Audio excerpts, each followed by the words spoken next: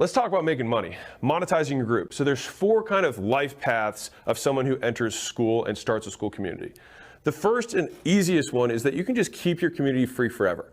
And that's totally fine.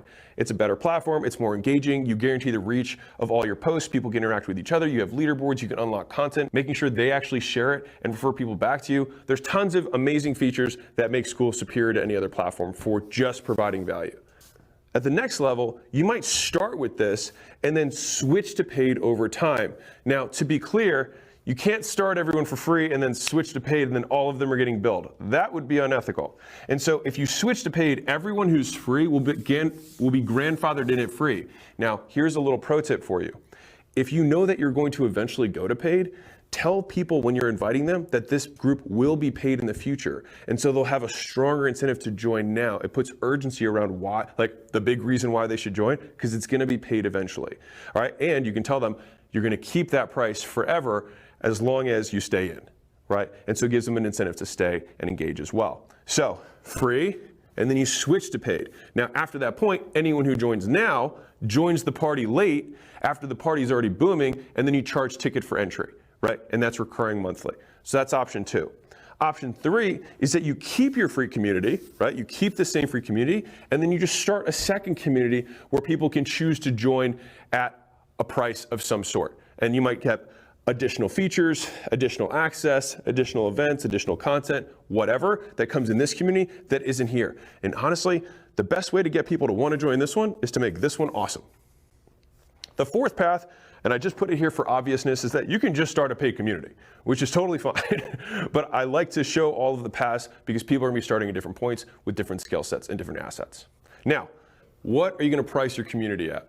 So just to give you some data, the majority of groups on Skool right now are between $19 and $299 a month. And that's a big range. And part of that comes down to what the group is about. If you're teaching digital marketing tactics to agency owners doing $20,000 a month or more, then you can probably charge a lot more because the value of the content you are delivering relative to how much they're going to make, there's a huge discrepancy, so you can charge more for it.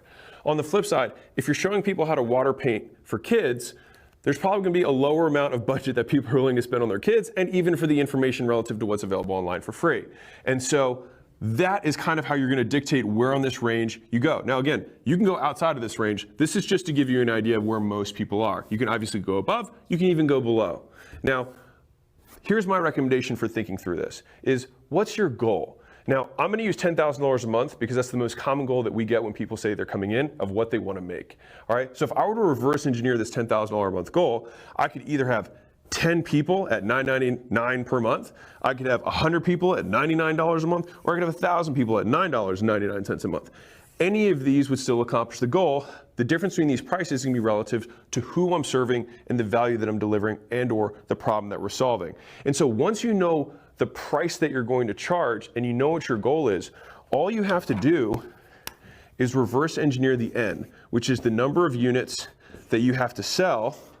And when I say sell, get people to join your community in order to accomplish your goal. If you want to take this a step further, you can even think about this from a daily goal perspective, which is how I like to do it.